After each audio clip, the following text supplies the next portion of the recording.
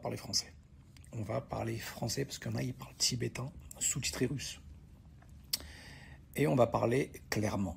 Vous comprenez, pour que vous compreniez bien, parce que on ne vous dit pas tout, et surtout on ne vous montre pas tout. Et je vais vous expliquer un peu le pourquoi du comment, et de façon à ce que en fait, vous fassiez votre propre avis, et que vous compreniez les choses, mais en toute transparence. Je vais vous expliquer avant, après, comme ça vous comprenez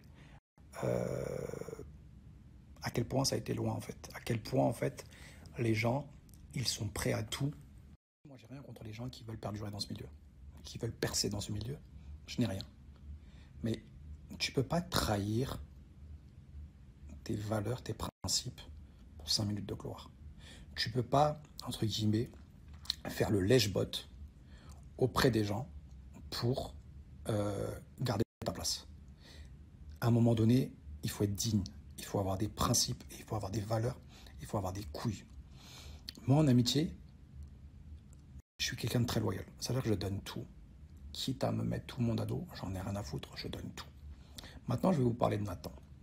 Après, je vais vous parler de Julien Bert et je vais vous parler de Simon. Pour que vous compreniez un peu bien. Moi, je voulais pas mettre ça sur les réseaux sociaux, mais ça faisait une semaine que Nathan m'insultait et me manquait de respect sur ses réseaux sociaux, gratuitement, et c'est ce qu'il fait avec les gens. Alors que moi, j'attendais de le voir en vrai. C'est-à-dire que je n'avais pas parlé, je ne l'avais pas écrit. J'attendais de le voir en vrai pour parler d'homme à homme et lui dire mes 4 vérités en face. Et pas derrière un écran et pas en public. Mais malheureusement, il a décidé de mettre ça en public. Donc, on va éclaircir les choses. Il y a un an, Nathan s'est embrouillé avec Marvin Anthony. Moi, je ne connaissais pas Marvin. Il y a un an, avant le cross, avant les princes. Ça veut dire que Nathan n'avait pas fait les princes, moi non plus, je n'avais pas fait les princes. On s'était connus dans les apprentis aventuriers, mais qui n'avaient pas été diffusés. Et il insultait Marvin Anthony, que je ne connaissais pas, de tous les noms sur les réseaux sociaux. Et moi, je vais vous dire une chose. Quand deux Renois sur les réseaux sociaux s'insultent, moi, ça me pique, ça me fait mal. Moi, j'ai grandi quasiment qu'avec des Renois. Et j'avais des amis à moi qui étaient très très bons et qui avaient toutes les capacités du monde pour percer dans le milieu du cinéma et dans le milieu du showbiz, dans le milieu de la télé. Ils avaient toutes les capacités du monde. Mais d'une façon ou d'une autre, on leur mettait des barrières. Et ça me faisait chier. C'est comme si on les mettait à moi et j'ai subi ça avec eux. Vous comprenez? Et c'est des choses qui, moi, m'interpellent et ce sont des choses qui me font mal. Donc quand je voyais Nathan incendier Marvin Anthony il y a un an en arrière, frérot, je suis pas d'accord avec toi. Tu vois, je pars du principe que, frère, déjà, c'est pas évident qu'un Renoir perce dans le milieu de la télé. Et que ce soit pour toi. Les autres, je les connais pas, donc je sais pas les antécédents que vous avez les uns avec les autres. Mais on va dire, même si vous avez un antécédent, ne vous descendez pas. Au pire, tu réponds même pas, tu calcules même pas. Mais ne vous descendez pas entre Renois, frérot. C'est déjà compliqué de percer dans le milieu de la télé. Et en plus de ça, si vous vous tirez dessus comme ça à balles réelles, tu vois, c'est compliqué.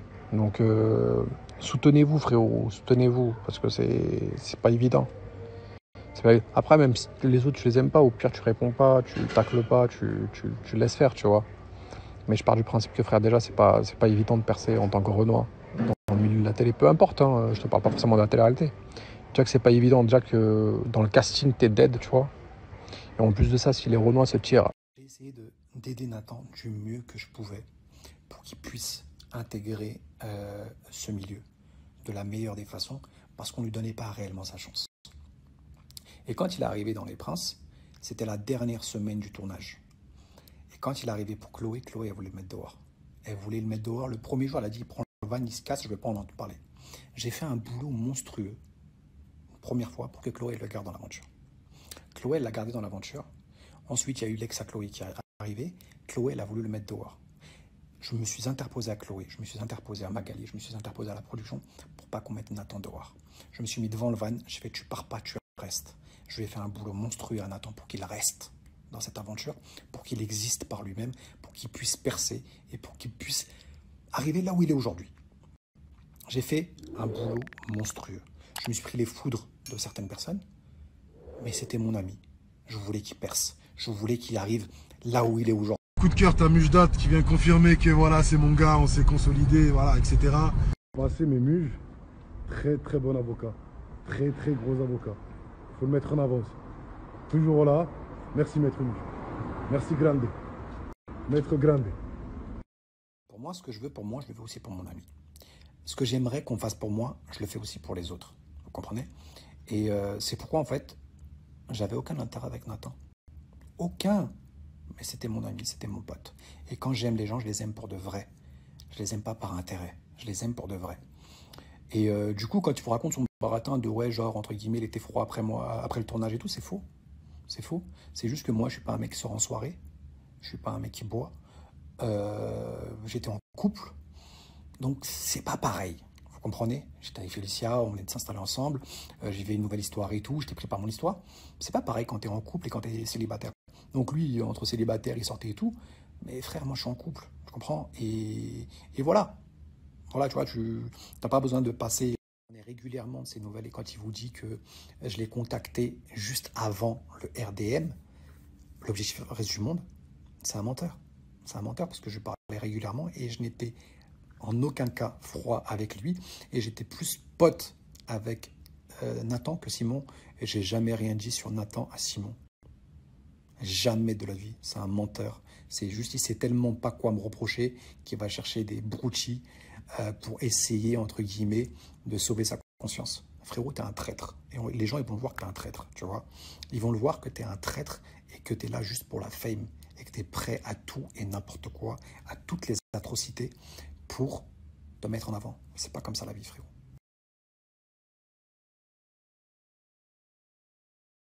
Nathan et moi, on fait le voyage de la France au Maroc ensemble.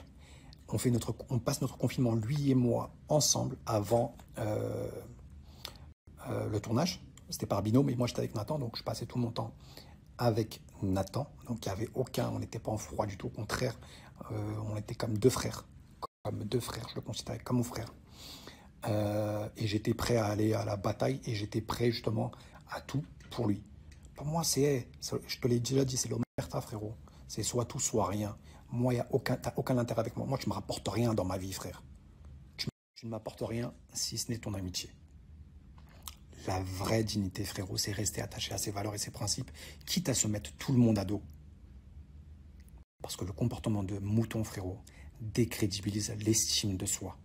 Et ça, tu dois te le mettre dans la tête, frérot. Un homme n'a pas besoin de suivre, frérot. Moi, je peux avoir tout le monde contre moi, j'en ai rien à foutre, frère. J'en ai rien à foutre. Je peps personne. Tu comprends? Quitte à me faire insulter sur les réseaux sociaux, quitte à mettre tout le monde sur moi, il n'y a aucun problème, frère. Moi, quand je me regarde dans la glace, je suis fier de moi. Quand je me regarde dans la glace, je me reconnais, tu vois. Je ne suis pas un vendu. Tu comprends? Et que ce soit toi ou le petit Simon, je vous ai protégé dans les Princes. Je vous ai protégé parce que je vous ai considéré comme mes frères. Je vous ai considéré comme les membres de ma famille. Tu comprends? Tu vas dire quoi? Que moi, je t'ai dit à toi et à Simon qu'on allait faire les nouveaux contre les anciens. Frérot, 3 semaines avant le tournage, Julien Bert m'a contacté. Il a même créé un groupe départ Reste du Monde où il y avait moi, lui et un ami qu'on a en commun. Où Julien Bert, il a incendié totalement Nicolas Lozina. Où il incendiait totalement Ilan. Où il incendiait totalement mon ex. Et Julien Bert, moi, toi et Simon, on devait juste se serrer les coudes. Ça te rappelle ça? On devait se serrer les coudes. Hein? Parce que Simon et Julien Bert, ils étaient confinés ensemble. Donc, nous quatre, on devait juste se serrer les coudes parce que Julien Bert, il détestait Nicolas, il détestait Ilan et il détestait mon ex. On s'est dit quoi tous les quatre? On s'est dit on va se serrer les coudes. Il n'y a pas eu histoire de faire les anciens contre les nouveaux. On a dit qu'on allait se serrer les coudes. Julien Bert qui m'a fait un boulot monstrueux avant le tournage. Pour dire que Nico c'est la plus grosse des merdes et pour dire qu'en fait Ilan c'est le plus gros des FDP et qu'il faut jamais leur faire confiance et que nous on va être soudés.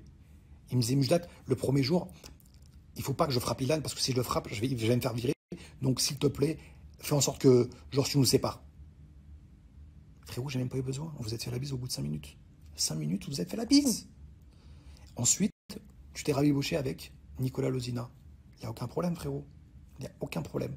Mais de l'autre côté, il ne vient pas faire l'hypocrite avec moi en disant « Ouais, non, mais Quand tu as vu le retournement de veste de Julien Bert, tu t'es dit quoi? Tu t'es dit, ok, au mieux, je reste neutre. Je prends pas de parti. Comme ça, j'ai pas de problème, je garde ma place. Elle est là la vérité, frérot. Mais moi, j'ai jamais baissé mon froc. J'ai jamais baissé mon froc. Tu comprends? Toi et Simon, vous avez... Et j'ai bien vu tout de suite dans ton jeu, quand tu as vu le retournement de veste de Julien Bert, j'ai bien vu que tu as voulu faire la même chose et que Simon aussi. Parce qu'il y avait plus d'intérêt à être de leur côté que du mien. Parce que je t'ai dit, être avec moi, bah, c'était se mettre en danger. Donc, quand on arrive le jour de l'embrouille, Nico, il prend la défense d'Ilan. Vous, à part confirmer les dires d'Ilan, vous avez fait quoi? Rien du tout. Rien du tout. Rien. Et vous êtes juste des hypocrites. Vous êtes prêts à tout pour la fame. Vous n'avez pas de principe, vous n'avez pas de valeur. Donc Nico, il peut me dénigrer, il peut m'insulter, il peut m'humilier. Et moi, je dois baisser mon froc. Je dois dire, ok Nico, t'as raison, c'est bien. Moi, je n'ai jamais parlé de l'enfant de Nico. Jamais, jamais, jamais. Je ne suis pas une pourriture à ce point. C'est juste qu'à un moment donné, ça faisait 20 minutes que Nico me lâchait plus. Il me lâchait plus. Il me lâchait plus. Et je voyais qu'en fait, il se servait du prétexte de Ilan pour me tomber dessus. C'était juste un prétexte. Il voulait juste me mettre dehors. Il voulait juste me mettre dehors. Donc Nico, quand il s'en prend à moi, il n'est pas tout seul. Derrière, je me prends la tête avec Nico. Pendant un quart d'heure, il ne me lâchait pas. Donc je lui ai lâché cette phrase pour qu'il me lâche. Parce qu'il m'a dit, ouais, toi, casse-toi dans les princes, t'as rien à faire ici, t'es une merde. Il m'a insulté tous les noms. Et après, j'avais pas entendu le fils de pute. Parce qu'il m'a insulté fils de pute. Mais je l'ai entendu que là dans les épisodes. Je ne l'avais pas entendu là-bas sur place. Et après t'as Ilan qui court vers moi, genre qui veut frapper. Ensuite, t'as Julien Bert qui court vers moi, qui veut me frapper aussi, suite à cette phrase, quand je lui ai dit à Nico. Mais donc Nico, il peut tout se permettre, et moi, je dois subir. Mais vous êtes des malades ou quoi? Vous êtes des fous. Mais quitte à me prendre toute la vie là-dedans, j'en ai rien à foutre, je crois que je vais baisser mon froc. Donc, ce que Nathan et Simon, ils ont fait, ils ont juste baissé leur froc, pour garder leur place au chaud. Et moi, là où j'en veux à Nathan, c'est pas par rapport à tout ça. C'est pas par rapport à tout ça. Il a pas de couilles, je peux pas lui en vouloir. Le mec, il a pas de couilles. Je peux pas lui en vouloir de pas avoir de couilles. Simon, c'est un mouton, je peux pas lui en vouloir. Je ne peux pas lui en vouloir. C'est un mouton, il a pas de couilles. Il a 20 ans, son personnage, son caractère, sa personnalité est en cours de téléchargement. Je peux pas lui en vouloir. Mais quand Nathan, tu viens draguer ma femme dans mon dos, devant la France entière, là, je le prends pour un manque de respect. Et là, tu me chies à la gueule. Tu me chies à la gueule et là, ça passe pas. Pour finir, une dernière fois, je ferai une dernière story par rapport à cette histoire, parce que après, je sais que ça va prendre des grosses proportions, du moins pour cette histoire-là, de pourquoi ça a pété avec Mujdat, même si Ilan n'est pas mon ami, je vous le dis, c'est pas mon ami, mais en tout cas, ce soir-là, c'était le premier soir.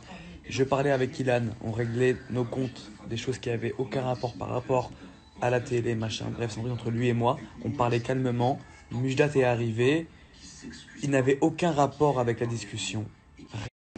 Et il a dit ça à Ilan. Ce que j'ai juste fait moi, c'est acquiescer, dire oui, tu l'as dit. Maintenant, j'ai pas dit oui, tu l'as dit parce que tu veux me manipuler, tu l'as pas dit pour ça, j'ai juste acquiescé. Donc, en fait, c'est quoi maintenant? Maintenant, dire la vérité, même si c'est une vérité par rapport à un mec qui, malheureusement, oui, a des gens ados, c'est de l'acharnement.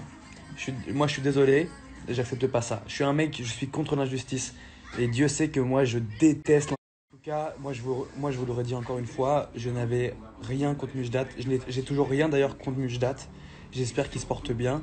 Maintenant, il y a des choses que moi, j'ai été déçu. Mais ça restera toute ma vie un mec qui a été là dans mes premiers moments de télé. Qui m'a toujours tendu la main, qui a été gentil profondément. Et je le sais. Et je l'ai toujours dit partout et tout le monde le sait. Et j'ai jamais craché dans la soupe, qu'il a été là pour moi, bien sûr.